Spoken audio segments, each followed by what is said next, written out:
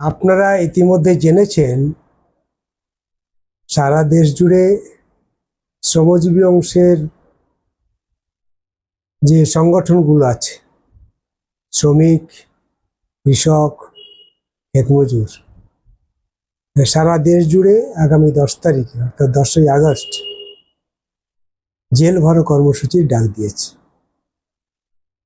এটি একটি অভূতপূর্ব আন্দোলন, যে আন্দোলনটা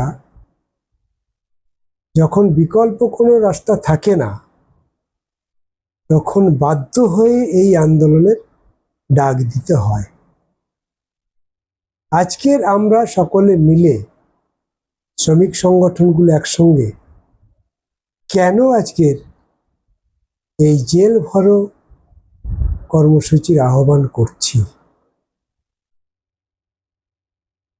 আপনারা তাকিয়ে দেখুন গোটা দেশের দিকে।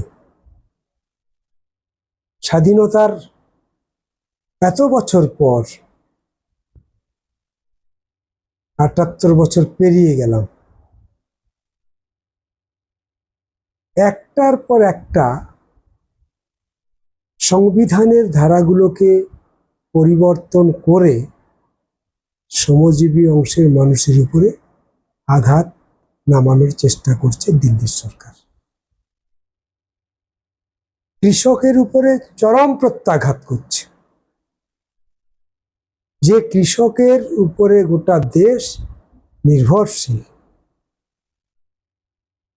গ্রামীণ এলাকাতে যে সমস্ত শ্রমজীবী অংশের মানুষ আছে, গোটা দেশ জুড়ে বিভিন্ন রাজ্যে এরা কিভাবে কাজ পাবে তার জন্য একটি আইন তৈরি হয়েছিল, MGNREGA প্রকল্প।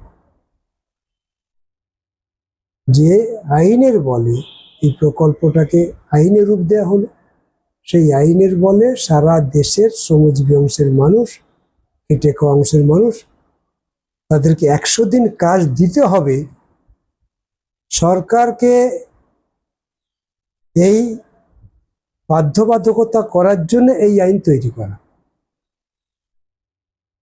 এই আইনটা চালু থাকলে সরকার যদি 100 দিনের কাজ বহাল রাখতে পারে, তাহলে আজকের এই প্রেক্ষিতে দাঁড়িয়ে সারা দেশের গ্রামীণ অংশের শ্রমজীবী অংশের মানুষ তারা অন্তত এলাকায় কাজ পেতে পারে। সেটাও আজকের বন্ধ। তাহলে 100 দিনের কাজ বন্ধ, শ্রমিকদের শ্রম কোড লাগু করে কলে কারখানায় তাদের যে অধিকার ছিল, যে আইন, যে নিয়মের বলে, আইনের বলে তারা অন্তত মিছিল করতে পারত, তাদের মজুরির দাম নির্ধারণের জন্য দর কষাকষি করতে পারত, না হলে একাধিক মিটিং মিছিল করার সুযোগ ছিল। এই সবগুলোকে একটা জায়গায় নিয়ে এসে তাদেরকে আষ্টে পৃষ্ঠে বেঁধে ফেলতে চাইল। শুধু এইটা নয়, এইটার সঙ্গে আপনারা দেখবেন যে একটা আইন লাগু করতে চললো এই সরকার, কত নির্মম হলে এটা করা যায় যে 8 ঘন্টা নয়, এটা 12 ঘন্টা কাজ করতে হবে ওদের। অর্থাৎ শ্রম লুট করার কি গভীর ষড়যন্ত্র, এটা দেখেই এই আইনটা দেখেই তা উপলব্ধি করা যায়। মানে কত অত্যাচারী, স্বৈরাচারী, নির্মম হলে পরে এই আইনটা আনা যায়। পৃথিবীর তাপমাত্রা বাড়ছে, আমরা সবাই জানি। শুভবুদ্ধি সম্পন্ন মানুষ, বিজ্ঞানীরা এ নিয়ে খুবই চিন্তিত। পৃথিবীর হিমালয় থেকে বরফের গলনাঙ্ক বৃদ্ধি পাচ্ছে, পরিবেশ দূষিত হচ্ছে, যা করছে কোটিপতিরা, আর তার ভোগ করতে হচ্ছে শ্রমজীবী অংশের মানুষকে। পৃথিবীর তাপমাত্রা বাড়ার সঙ্গে সঙ্গে শ্রমজীবী অংশের মানুষের শ্রম শক্তি কমতে থাকে, যারা মাঠে ময়দানে কাজ করে, কলে কারখানায় কাজ করে। অর্থাৎ এই প্রেক্ষিতে দাঁড়িয়ে বর্তমান অত্যাধুনিক যুগে 8 ঘন্টা কাজ করার মতো শ্রমিকের সেই ক্ষমতা নেই, অথচ তারা পার্লামেন্টে এই আইন পাশ করছে। রান্নাঘরে বসে এই আইন পাশ করছে, 12 ঘন্টা কাজ করতে হবে। এটা অবৈজ্ঞানিক, অবাস্তব। আসল উদ্দেশ্য হচ্ছে তারা আমাদের দেশের ইতিহাসটাকে মুছে ফেলতে চায়। লড়াই সংগ্রাম করেই আমাদের দেশের, পৃথিবীর শ্রমজীবী অংশের মানুষ তার অধিকার প্রতিষ্ঠা করেছিল। তারা 24 ঘন্টাটাকে 3 ভাগে ভাগ করেছিল। 8 ঘন্টা আমরা গতর বিক্রি করব, 8 ঘন্টা পরিবারের জন্য দেব, 8 ঘন্টা ঘুমোবো। এর বাইরে আমরা শ্রম বিক্রি করব না, এই জিহাদ ঘোষণা করেছিল। আমেরিকার শিকাগো শহরের সেই ঐতিহাসিক আন্দোলন, যাতে আমাদের হাজার হাজার শ্রমিককে শহীদ হতে হয়েছিল, সেই ইতিহাস আজও পালিত হয় পৃথিবীর নানান দেশে দেশে।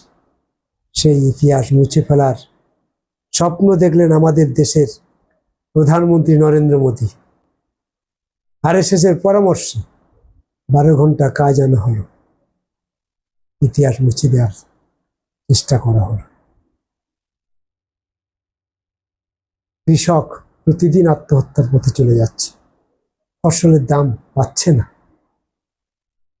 কৃষকের ঘরের ছেলেমেয়েরা অর্ধশিক্ষিত অবস্থায় ভিন রাজ্যে চলে যাচ্ছে, ফসলের দাম নেই, পাটের দাম নেই। কি হাহাকার! একটা ন্যূনতম সাপোর্ট প্রাইস গভর্নমেন্ট দেবে না। কৃষককে রক্ষা করার দায় তো সরকারের। কৃষি হচ্ছে আমার ভিত্তি, শিল্প আমার ভবিষ্যৎ।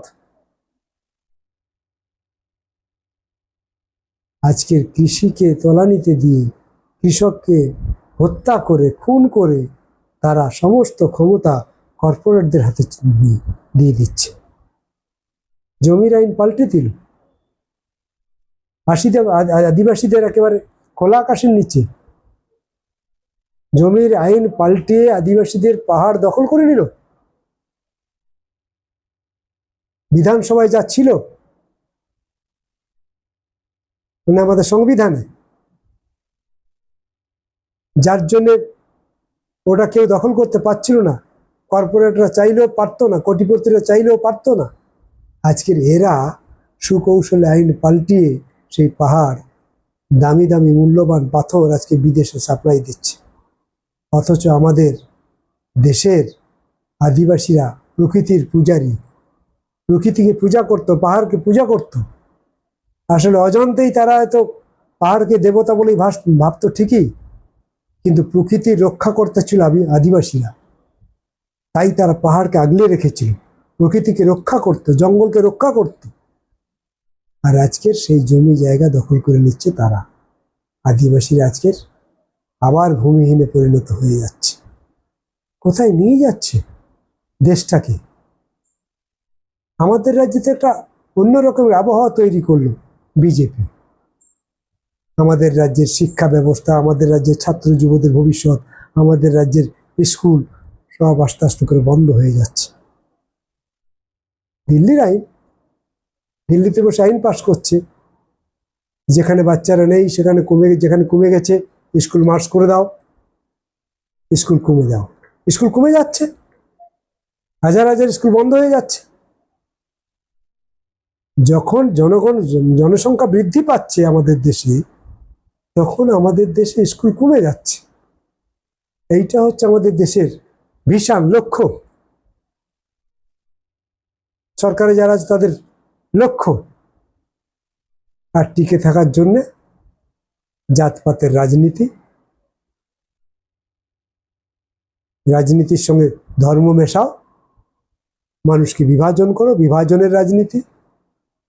আদিবাসীদের 42টা কমিউনিটি আছে, 45টা সংগঠন বানিয়ে দাও, তফসিলিদের আলাদা আলাদা করে সংগঠন বানিয়ে দাও, মতুয়াদের সংগঠন বানিয়ে দাও, খেটে খাওয়া অংশকে বিভাজন করে দাও। নানানভাবে বিভাজিত করে ওরা শ্রমজীবী অংশের মানুষকে ভাগ করে ক্ষমতায় টিকে থাকতে চায়। এই প্রেক্ষিতে দাঁড়িয়ে আপনারাই বলুন, আমরা তো থেমে থাকতে পারি না। দেশের এত বড় বিপদ, মানুষের এত বড় বিপদ, আমাদের যুব সমাজ তার ভবিষ্যৎ ভুলণ্ঠিত হচ্ছে, মেধা ভুলণ্ঠিত হচ্ছে। ধর্মের সঙ্গে আপোষ করতে হবে,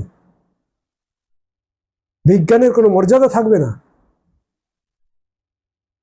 পরিবেশ লুটেরা যেমন খুশি তেমন ব্যবহার করবে, ফলে এটাকে আমরা কখনো মেনে নিতে পারি না। তাই আমরা সকলে মিলে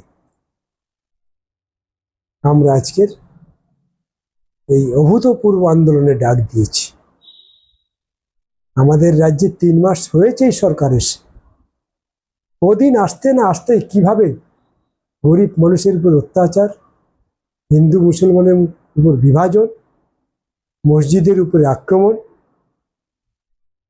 তাদের ধর্মের উপরে আক্রমণ, আসলে ধর্মের নাম করে বিভাজনের রাজনীতিকে প্রতিষ্ঠা করার পরিকল্পনা, রেলের হকারদেরকে উঠিয়ে দেওয়া,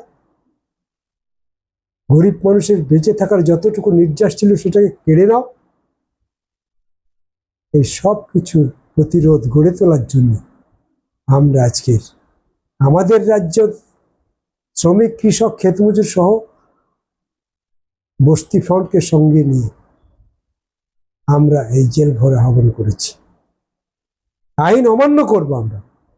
সরকার যে আইন তৈরি করেছে সে আইন জনস্বার্থ বিরোধী আইন, বস্তি উচ্ছেদ করতে পারে না,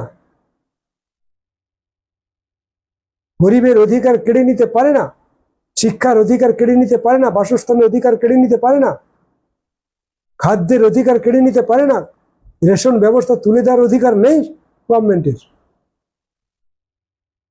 তাই এই আইনের বিরুদ্ধে আমরা জিহাদ ঘোষণা করেছি। আইন আমরা ভাঙতে চাই, স্বৈরাচারী আইন, কর্পোরেটদের স্বার্থে আইন ভেঙে আমরা গরিবের আইন প্রতিষ্ঠা করার জন্য আগামী 10 তারিখে 10ই আগস্ট গোটা দেশে যেমন জেল ভরো কর্মসূচি হচ্ছে, আমাদের রাজ্যেও জেল ভরো কর্মসূচি, আইন অমান্য কর্মসূচি, আইন ভাঙার কর্মসূচিতে আমরা সকলেই অংশগ্রহণ করব। আপনাদের কাছে আমার অনুরোধ, আপনারা সকলে মিলে আপামর জনসাধারণ আমাদের এই আন্দোলনের পাশে দাঁড়ান, আন্দোলনকে পুষ্ট করুন, দেশকে রক্ষা করুন, সংবিধানকে রক্ষা করুন, শ্রমজীবী অংশের মানুষের পাশে দাঁড়ান।